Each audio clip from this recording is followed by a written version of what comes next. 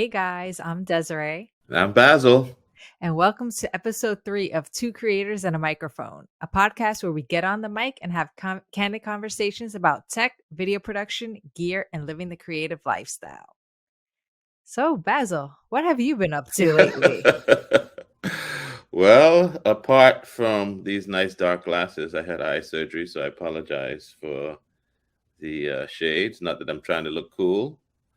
Um, but yeah, I think we've been up to a lot. I've been gone for a while and did a couple docu-series. I think you were there for some of that. I got to get in on some of those jobs. Yeah, we got to travel a little bit with that. Uh, I don't know if we had talked about me going to Mexico, which was earlier before that, and then doing all these celebrity podcasts, celebrity cruise podcast, which has been really great for International Women's Day. Got a women's CEO, women pilots, first officers. That was pretty exciting meeting all of them on the ships. That is pretty cool. Yeah, and they're all witty and quick. Okay. Not to mention they all look good. Oh my goodness. So yeah, that's been I think that's what I've been up to. What about yourself? Well, I just got back a few weeks ago from a cruise where I was probably more focused on getting video footage of all of our stops, except for we didn't make one of our stops because the swells in Costa Maya were too rough. So the ship couldn't dock really safely. So we got an extra day at sea. So I got to do some zip lining on the ship as well. That's pretty So cool. it was pretty cool. I wanted to actually do zip lining sometime during the cruise. So even though it was on the ship and not at one of the ports, I was still happy with that. And then Nice. I just came back from Disney from a conference. Look at that. Yep. Me and Mickey Mouse had a conference, social media conference. So that was cool. I got to go and get some of the latest trends in social media and a lot of talk of AI, which actually we're going to be talking about in this episode. Good, good. Alrighty. So first up, we always talk about tech and some new tech, and tech is always changing. So you mentioned AI, but before we go there, let's talk about some up and coming equipment that we love to talk about. Yes. And it seems like this month, several companies are announcing new cameras.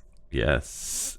We have, I guess, Sony is the first one with their ZV, their new ZV model camera. There are a lot of rumors going around that it could be, the sort of vlogging camera vlogging camera of like the A7S III, kind of a vlogging edition for it. So let's get into that a little bit because I saw some of the rumors, and I guess we won't know for sure until it actually released the official specs. But the rumor specs was that it had the A7S III sensor, Correct. and then it had the A7 IV EV. But what blew me away was the price is going to be around $2,000 to $2,500. Rumor says that it's also going to be full frame, although we have no specs on that or no confirmation about that. But I like the older version vlogging camera, but that was priced right adequately. I think it came in around $750 or $799. This one at that price range, to me, you're going into a pro camera. And why should I spend the money on that? Oh, by the way, rumors are saying it's overheating too. Why should I spend $2,500 when I can go and get, a professional camera for around the same price? True. I mean, if you're trying to get the smaller body, but you're still paying the price of maybe like the entry level full frame camera, you're not going to be able to stick a entry level full frame camera in your pocket like you would with the first version of the ZV camera. Right. So it's going to be interesting to see, what happens with that. I don't know who they're targeting for that. I have no idea, because at that price, boy, I mean, I wouldn't buy a vlogging camera for that amount of money just to vlog and put in my pocket. It would have to be a lot less, because we all know what everybody have in their pocket these days, and this is it right here. Exactly. And that could do everything. So let's see. That was my video camera at Disney, because I didn't want to take any of my cameras, because I was like, am I really gonna have a chance to film? So I was like, if I do, I'll just use my phone. I didn't even bring, I have like the Sony RX100 Mark V, which is probably similar to the ZV-1 in size, and I didn't even bring that. Right. See there? And everybody has their phone. And what we always say, when in doubt, break the iPhone out. Because, hey, you may not get your nice, smooth, buttery, SLR look, but you're going to capture the moment. Exactly. And nowadays, we always talk about that. The phones are catching up. So I know also Panasonic is going to do an announcement and a release on the S1H Mark II. They did the S5 Mark II, which came with the autofocus, which I got, and I'm happy with it. And I think they're saying 8K in this, downsampling 8K to 4K and 6K even, as well as, of course, it's full frame, 4K 120. Also, Panasonic is having an announcement with the S5 II, talking about the autofocus settings, possibly a firmware update. So, I mean, I'm always excited when I see firmware updates on a piece of equipment that I have. And it's about time that Panasonic got on the autofocus train. Oh, gosh, I know you were going to say that. I know it. I know you were going to say it. Time. Yeah, that was the only thing holding them back. I still don't believe that they're going to be, number one in the industry, because I believe people who have Canon is always there. And anybody who has switched from Canon probably switched from Canon to Sony.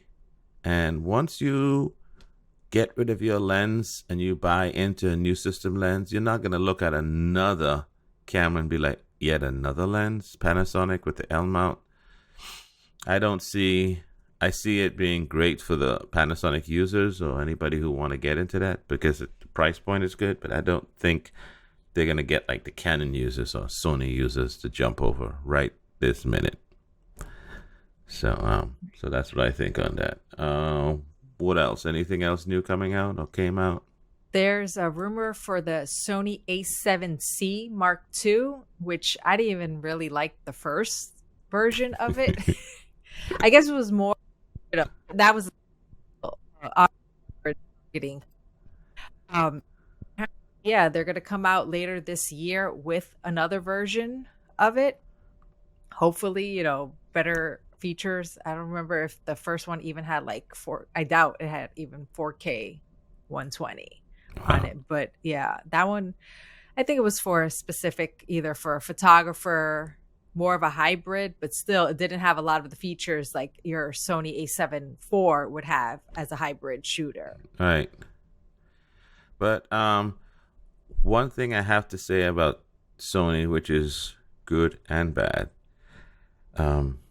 more on the good than the bad, they're always innovating. They're always pushing the limit. They're always tweaking. They're always seeking.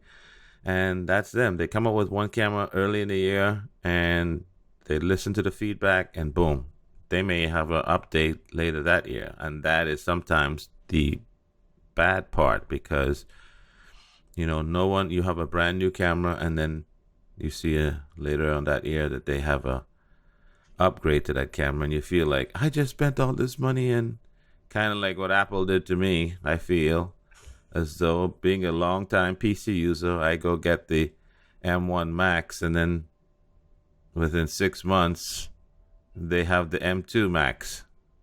I felt as though I should have just waited, but I couldn't wait. I needed to use it. Exactly. So Even with that, there were delays in production and shipping with the M1 Max because we could have gotten ours earlier, but we had to, I remember I had to wait, what was it, almost 3 months yeah, and to then I get had to mine. wait. Yeah. And then now no waiting for the M2 Max. Exactly. All of that was out of the way. So, yeah, I mean, you take the good with the bad on that.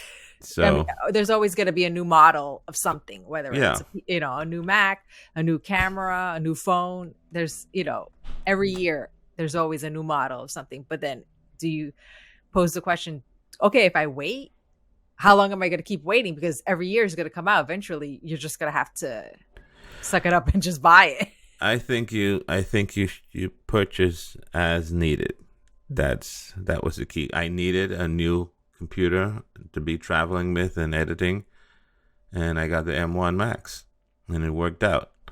You know me, longtime Panasonic GH5 user, and I was holding on. All these new cameras were coming out, and I was like, I could still make it work. I'll still make it work. S5 II came out. That price point drove me to get it. And autofocus, I don't know what I've been without it. I don't know. I just don't know.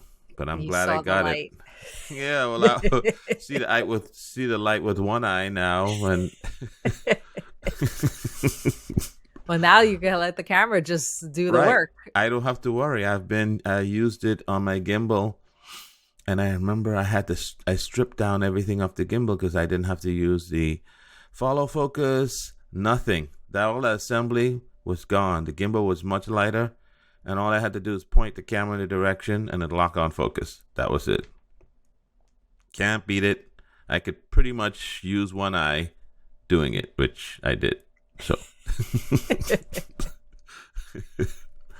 so what we have next? Next up is actually more of the AI conversation. There's a lot of talk in the news about AI, especially like Chat GPT, and Adobe announced this week that they released a beta version of their Firefly, which is their creative generative AI.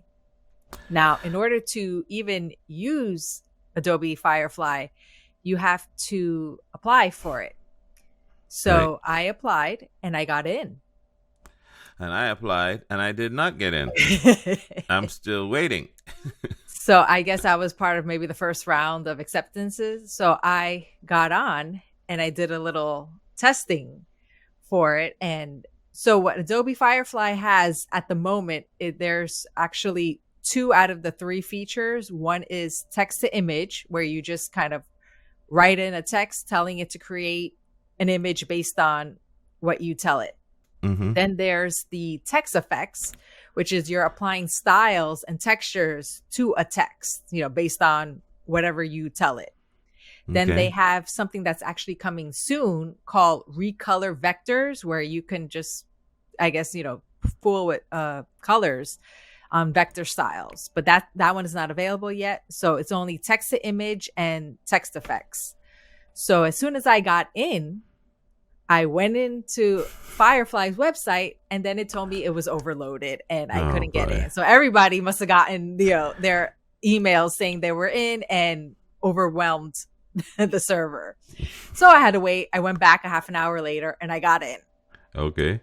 So what I did most of my testing on was text to image, because sometimes you need an image or something, but you can't really quite find it maybe in stock photo websites and stuff like that. So I said, let me see how well it does. Right. So I did a few parameters. So what happens with Firefly is you could tell it to either create art, a photo or none. Like then you just kind of give it free reins. So I told it the first prompt I gave it was, because I love guinea pigs, I said, create a painting of a guinea pig dressed in hip hop clothing. So I was like, okay, you could get a little creative with that. So I'm going to show you some of the images Oh my gosh. it created based on that prompt. So we have the first one here. Wow. And how long did it take to generate this? I would say a few seconds. It didn't take that long. Wow. Like less than a minute. Wow. So pretty good. My only thing is with this image, the glasses the guinea pig is wearing is like a little bit far apart. Like you can see his eye, like they're not quite lined up. So there is a little bit of a, maybe some distortion there. So you can rate how well it did, and then you could tell it what it got wrong, or, if it was right. I don't think it asks you anything, but if it got wrong, you can say, yeah, it was distorted a little bit, or it didn't generate what I asked for. Mm-hmm. So this is another one. This one was Wow. pretty good. Wow. This was pretty good. Like I would say, like, yeah, I would definitely use this picture. So here's another one. Wow. So they're pretty spot on. This one here, I guess, really good, except for the glasses. As you can see, they're like really wide apart. Right. But, that's something with a little bit more time they could fix. So here's another one. This one is a little bit better with the glasses. I didn't specify glasses, but hey, if you want to put glasses on a guinea pig, go ahead. And this one, too, this one's better. At least, the glasses are covering the eyes. Here's another one. Mm-hmm. This was, so the more you do it, I think sometimes it gets better, because this one I did a few times. This one as well. This guy was good. I would say get rid of the glasses. And it'll be perfect. Yeah. It'll be fine. And then this one too. Right. So then I said, let's do another one. So I said, create a photo of a cruise, since I still had cruise on my mind. A cruise ship docked at the port of Miami. So I'm getting a little bit more specific. Right. And so now this is a photo, not a graphic or an art. This was the first one. Pretty good. Yeah. Like quite not Port of Miami, but it's at a port. Right. And it's a cruise ship. Yeah. So this one definitely you could use. Here's another one. So here it looks like they stitched some photo from Miami and then just threw in a cruise ship, because it's not the Port of Miami, but no, it is. It is not. Right. It is Miami. Here's another angle. That's not Miami.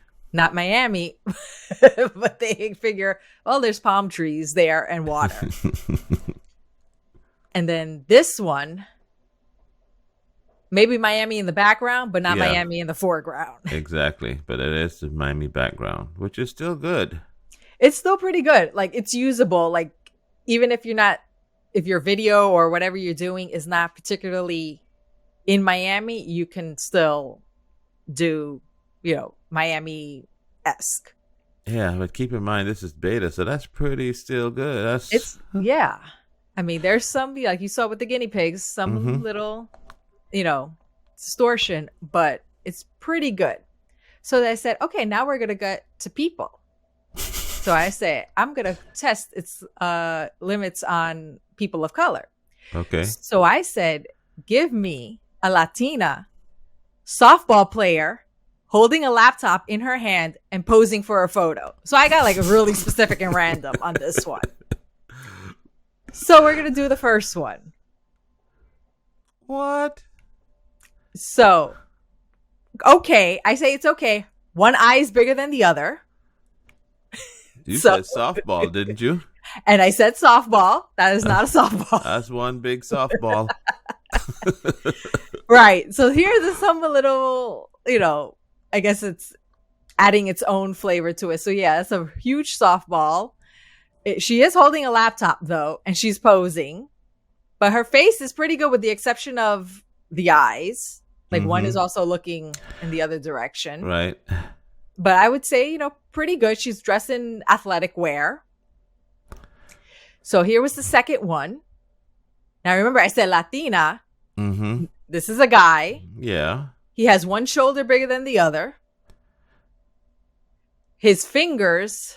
Yeah, I don't know what's happening with his fingers. Yeah, he doesn't have all his fingers. His arm is not really connected to it. The laptop keyboard is like disheveled.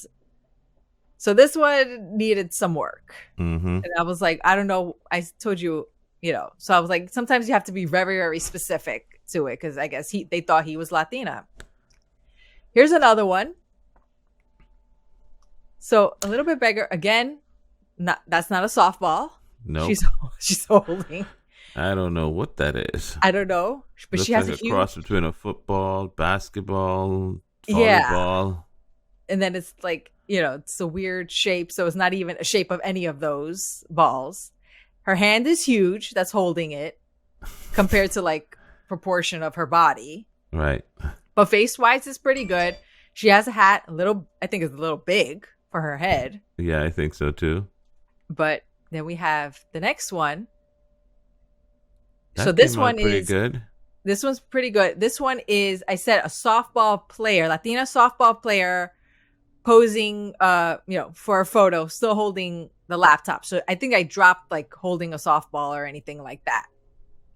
So this was good.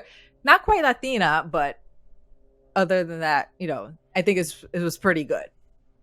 Okay. The next one I did similar Latina female softball player posing for a photo with headphones on. Wait a second. This one. You said softball? Yes. Okay. Female softball player posing for a photo with headphones on. So they got the headphones on. Still huge softball. She's looking in two directions. Her eyes are not quite there, proportionate. Still, one is, I think, a little bit bigger than the other. Her other arm, I don't know where it went. She's holding a glove, but if those are her fingers that are holding the ball, like they're really long. Yes. And those look like the goalie soccer gloves, really. Soccer. Exactly. So not the sport we're looking for. Right. So here's another one. This one, I don't know. I don't know where it went wrong here. She's poor girl's missing an arm. Her hand is, I guess, morphed into a glove of some sort. I don't know. She has no pupils in her eyes. This one's a little messy. Yeah. And then this one was my favorite because it was just all over the place. I don't know why her arm is bending the opposite way. The softball looks more like a softball, but with a football exterior. And she's still wearing the headphones, so that they got. But right. Yeah, she was a little, I don't know what happened with the pose there. It was just all sorts of wrong on this one. And again, how long did it take to generate these? I would say less than a minute, and it generates 4 at a time, 4 Wow. images at a time. Wow. And then if you select a different one, like let's say you selected for the first prompt, it was a graphic. When you click on photo, it does a whole different, it regenerated again. So you can never get like the previous one. That let's say you liked one in the first one, and when you say, "Oh, I want a photo version of this," it's going to be a completely different photo. So you have to kind of go back and download that one. So then I did one of a photo. It says, "Give me a photo." Now this time we're not painting, we're not doing arts or graphics. So I said, same thing, female Latina softball player. I think she's still holding a I think she was holding a softball in this one and headphones. So this is now a photo. Not bad. So not bad. Photos, just a weird hand. Weird thing. hand.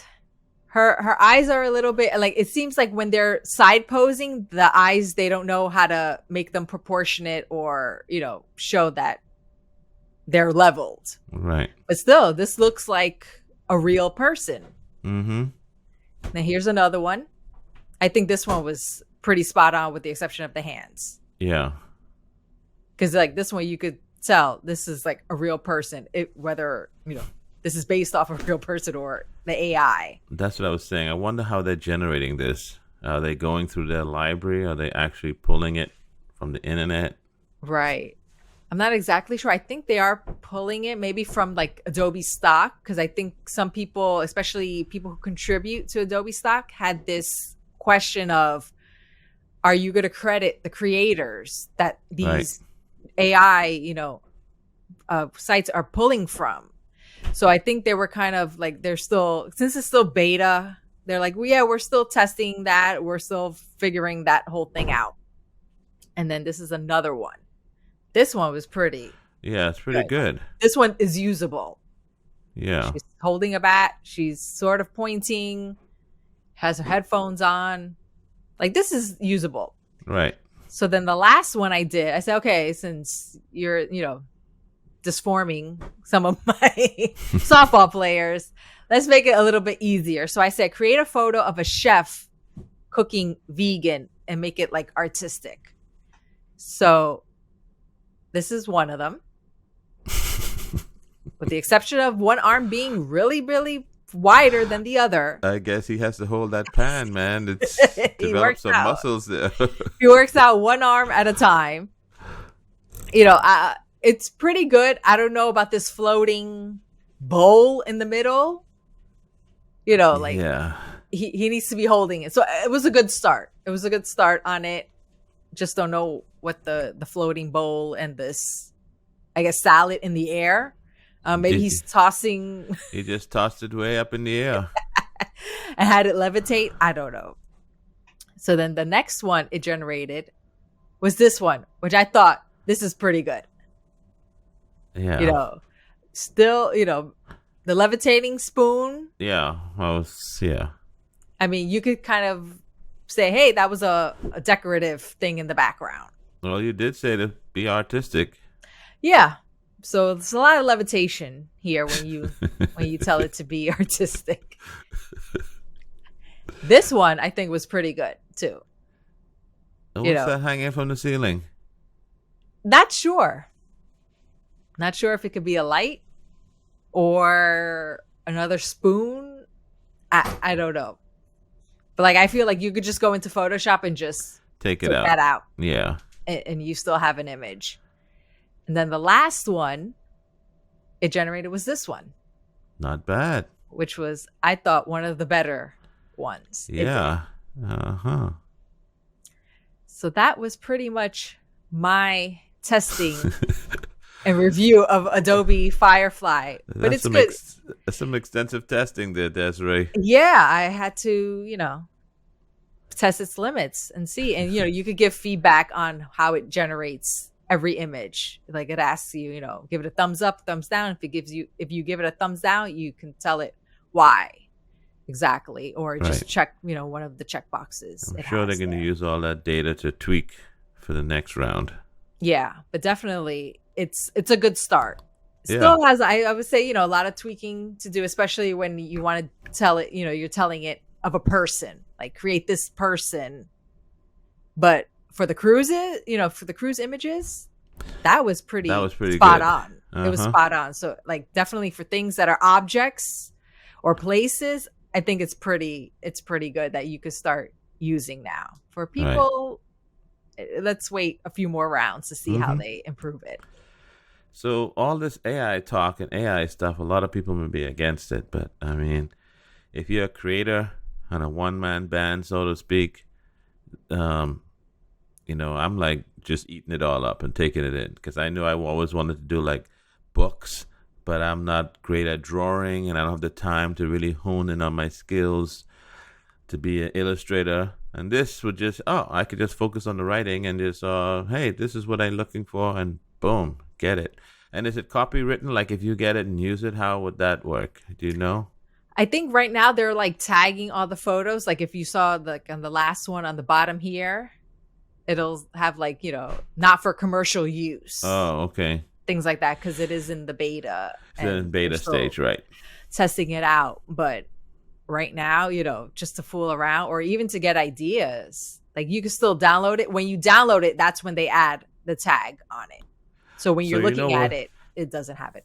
Another cool thing about this is, you and I know some particular artists, and let's just put him out there. Shout out to Frankie. Hey, Frank.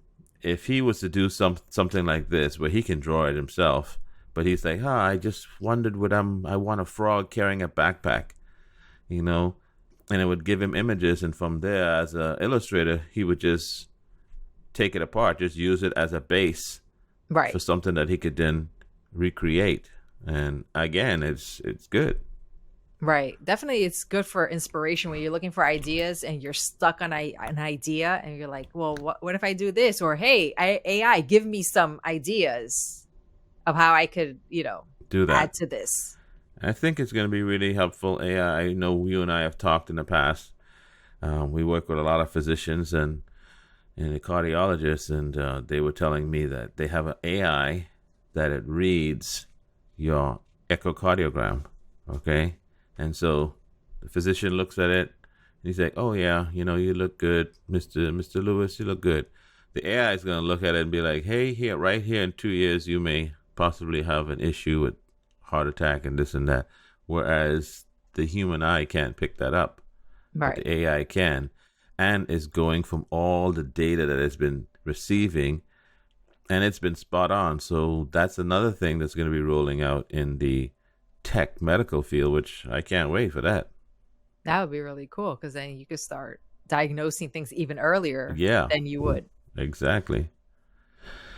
What else now? Now let's get into our main topic. Yes. I'll let you start off with that.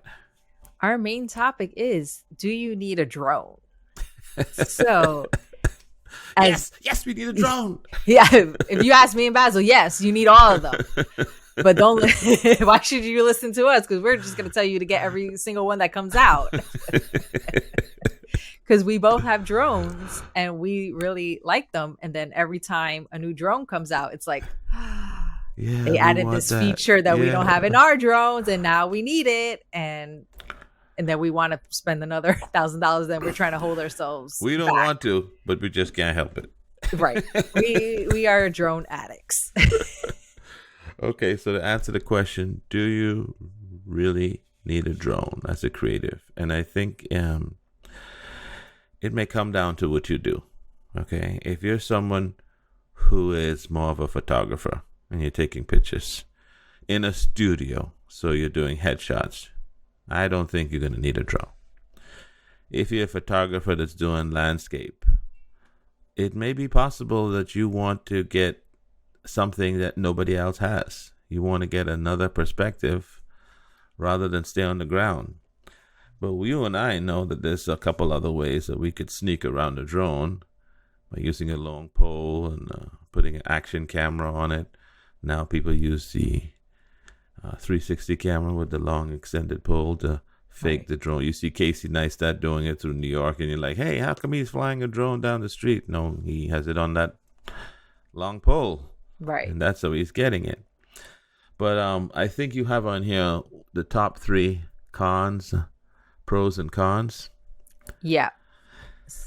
So which one do you want to do, cons or pros? Let's start with pros first. Okay. Let's start with pros, because we're gonna have a list of pros, of course, probably more than the cons. But I mean, the first pro is that it looks good. Like, aerial photography and videography looks awesome. Like, unless you have access to a helicopter, not a regular photographer or videographer is going to be able to access those high flights, those high aerials. Yes. So you always want different angles, and that's, as a photographer and videographer, you know how important it is to get different angles, not just to get one static shot. You're absolutely right. A lot of times I do still cover events, and I might bring my drone, put it up to get a quick establishing shot of the whole overall area, something that you can't get from the street level. If it's something generic where you're filming in New York, or you're filming Miami or LA, wherever you may be, Texas, and you want an establishing shot. I just did a video recently for another healthcare company, and they wanted some establishing shots because they're all over. They're in multiple cities, but they wanted to pinpoint Miami. I wasn't going to go out and fly it and get these drones, but you can just get them from stock video, and that's another way you can get around it. But still, somebody got that footage for you, so you can get that establishing shot that just sets your video apart when you see that.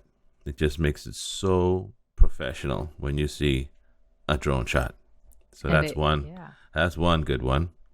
And to piggyback off of that one, it increases the value of your production. That's the second pro. Okay, so now when you're talking about money, which I like to talk about in business, you have a client and you say, hey, XYZ, this is what I'm charging for this video.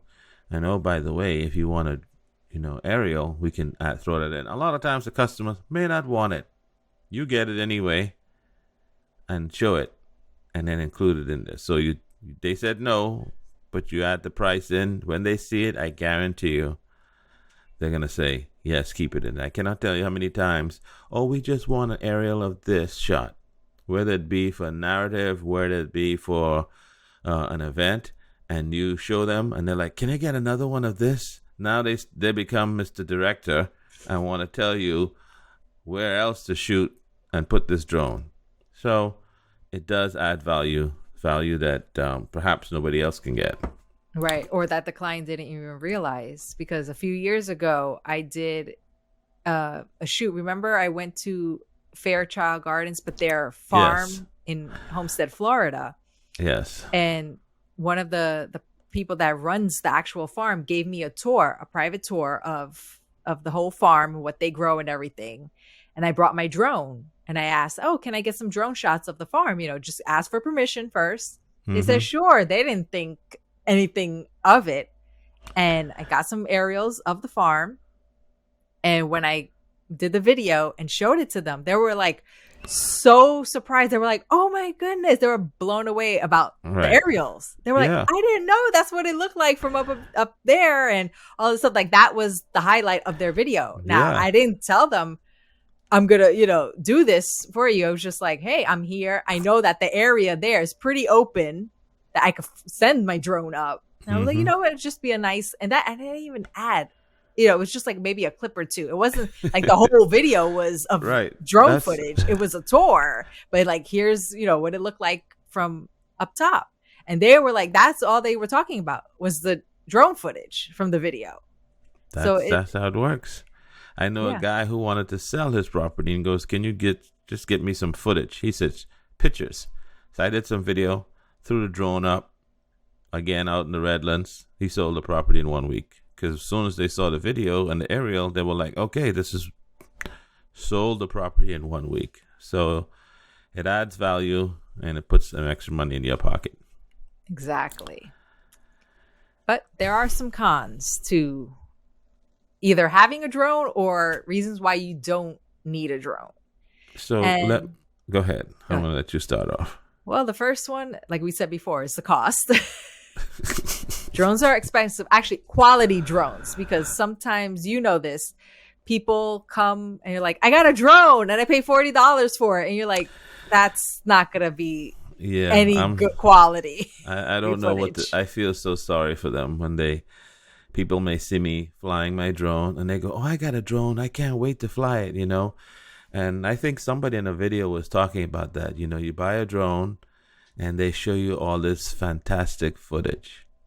And that's what people are expecting to shoot. They always show like a volcano erupting, and a skyscraper in the clouds, these awesome stuff.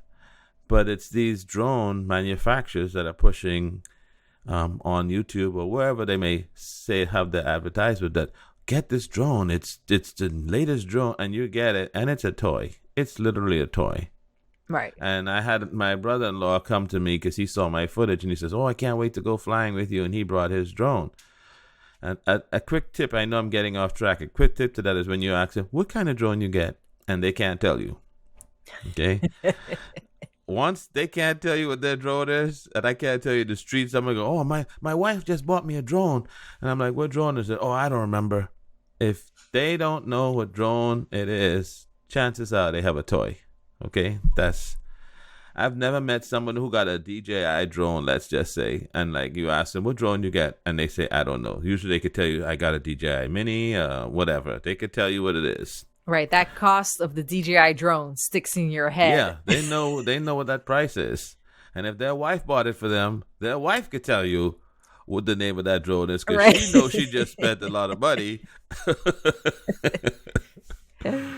Okay. Right. What's another thing? I would say a con is definitely if what drone restrictions about where you can and can't fly. Because sometimes you can think, oh, well, I'm just going to send my drone up to get an aerial view of my own house. Well, Right. if you're like me, you live near a military base, chances are you're in a no-fly zone. So you cannot even take off. And if you're like me who live next to the airport, you can't take off. Okay. Right. So it's like, oh, and then in order to take off, you need permission. And if you don't get that permission, you still can't take off. So it's not, Right. especially in this now, they're getting a little bit more restrictive about where you can't fly. So it's like you have to know, and you have to be licensed, or Yeah. at least know the flight rules. I was going to get into that. Another con. I mean, it's a con, but it's something that's needed. A lot of people don't realize if you're going to just fly a drone recreationally and just say, "Hey, honey, look what I flew," fine. But if you're a content creator and you plan on using this in your YouTube channel or selling this or using it for a client, then you have to have a Part 107 license. It's about 150 in our area. I don't know if it's a different price elsewhere, but you have to study and get this test. And a lot of times people don't realize, especially if you're going to do client work, you have to get insurance.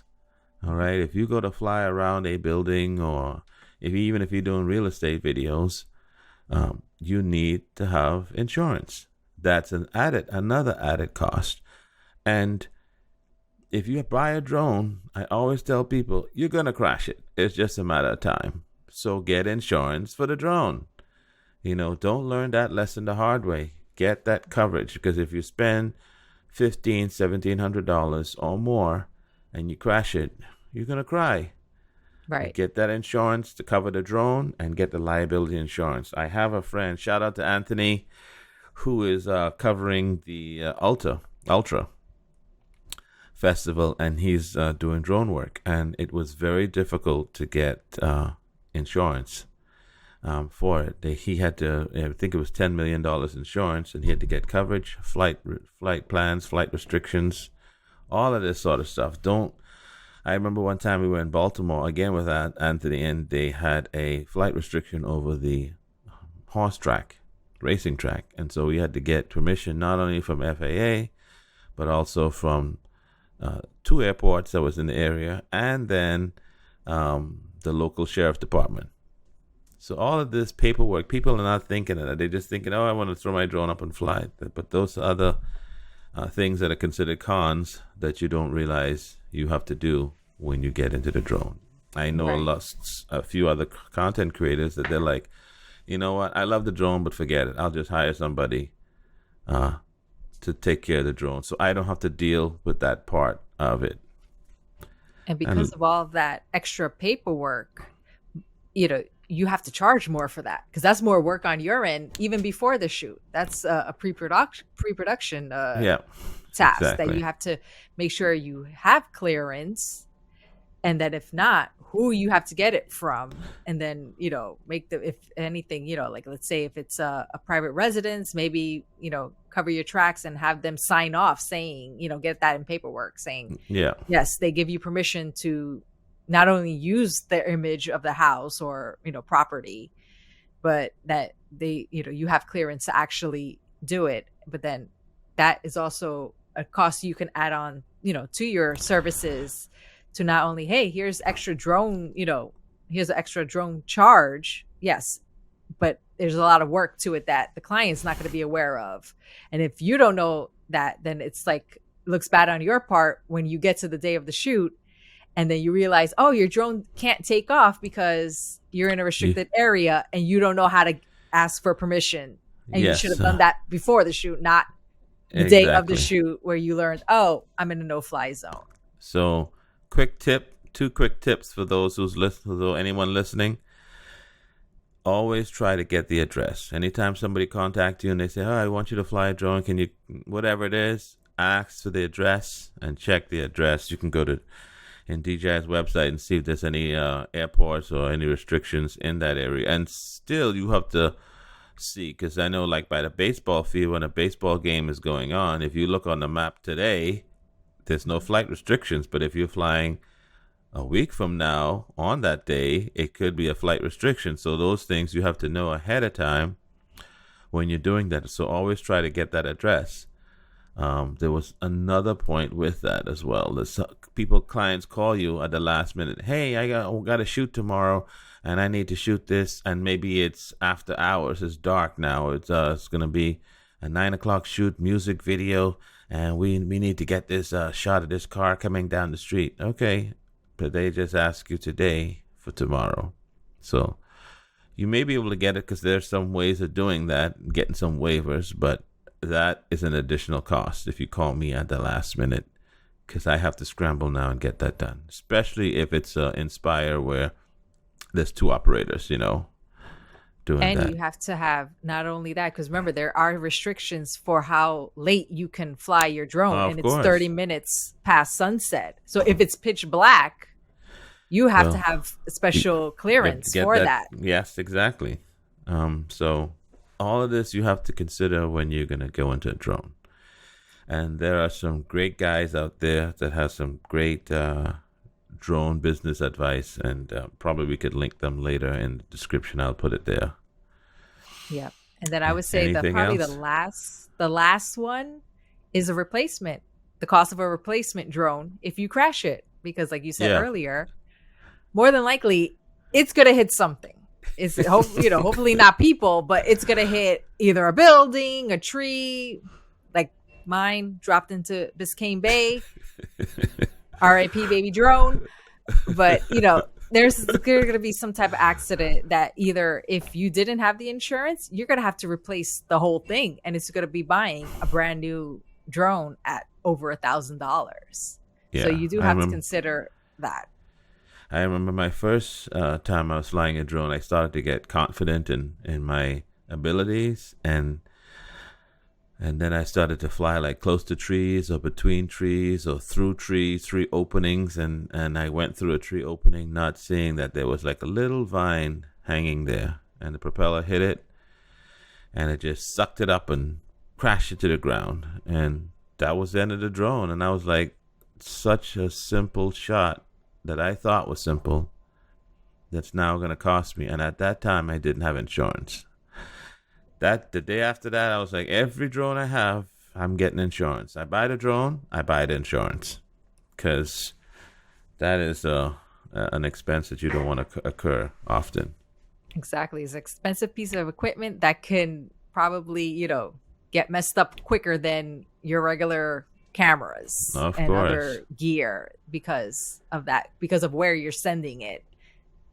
So yeah, definitely the things to consider. But also, I would say probably for our final thought would be first learn how to use the drone and fly it well before taking on client work.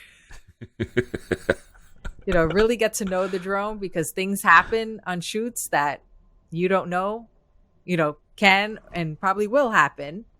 And then you have to know how your drone is either going to react to it or how you're going to react to it. And then there's sometimes things that are out of your control. You turn on the drone and it flies away. It's totally out.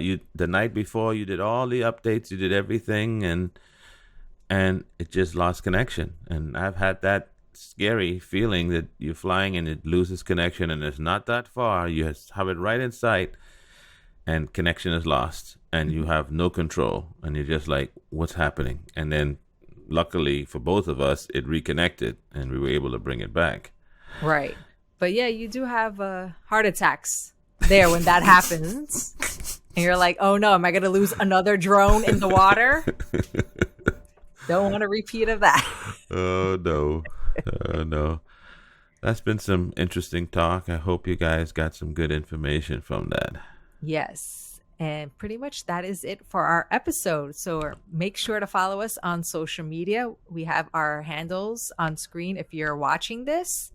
And we are two creators dropping the mic.